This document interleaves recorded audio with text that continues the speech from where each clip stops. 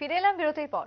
বাংলাদেশে television journalist অ্যাসোসিয়েশনের নতুন কমিটি গঠন, কুমিল্লাতে নতুন কমিটি গঠন করা হলো এবং এই নতুন কমিটি গঠনকে কেন্দ্র করে সকলের মধ্যে ব্যাপক উৎসাহ পরিলক্ষিত। তবে আজকে শনিবার বাংলাদেশের কুমিল্লা জেলা, যে জেলাতে ইতিমধ্যে নিউজ ভ্যানগার্ডের প্রতিনিধি সাধারণ সম্পাদক হিসাবে নির্বাচিত।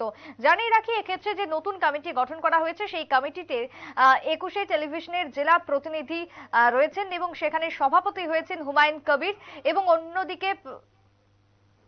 অন্যদিকে সেই জায়গাতে দাঁড়িয়ে নিউজ ভ্যানগার্ডের যে প্রতিনিধি রয়েছেন কুমিল্লার দেলওয়ার হোসেন আকাইদ, তাকে সাধারণ সম্পাদক হিসেবে নির্বাচিত করা হয়েছে।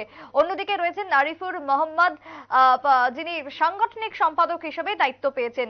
এছাড়াও আগামী দিনে তারা কাজ করবেন এবং গত 8 ফেব্রুয়ারি বৃহস্পতিবার সংগঠনের পক্ষ থেকে একটি সাধারণ সভার আয়োজন করা হয় এবং সেই সভাতে এই নতুন কমিটি গঠন করা হয়েছে। নবগঠিত কমিটিতে সকলের মধ্যে যারা যারা রয়েছেন তাদের মধ্যে আলাদা উৎসাহ পরিলক্ষিত করা যায়। বাংলাদেশে ইতিমধ্যে কুমিল্লা জেলা, যে কুমিল্লা জেলাতে টেলিভিশন জার্নালিস্ট অ্যাসোসিয়েশনের পক্ষ থেকে নতুন কমিটি গঠন করা হয়েছে এবং এই নতুন কমিটিতে আরো একবার জানিয়ে রাখি, নিউজ ভ্যানগার্ডের প্রতিনিধি বাংলাদেশের কুমিল্লার প্রতিনিধি দেলওয়ার হোসেন আকাইদকে সাধারণ সম্পাদক হিসেবে নিযুক্ত করা হয়েছে। অন্যদিকে মোহাম্মদ আরিফুর রহমান মজুমদারকে সাংগঠনিক সম্পাদক দেওয়া হয়েছে।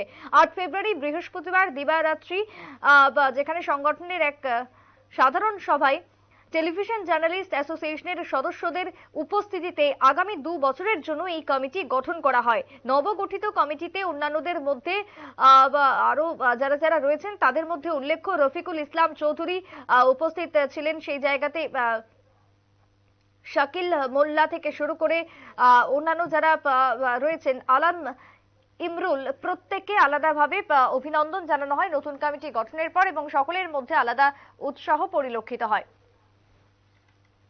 একটা ছোট্ট বিরতির পর ফিরছি, সঙ্গে থাকুন।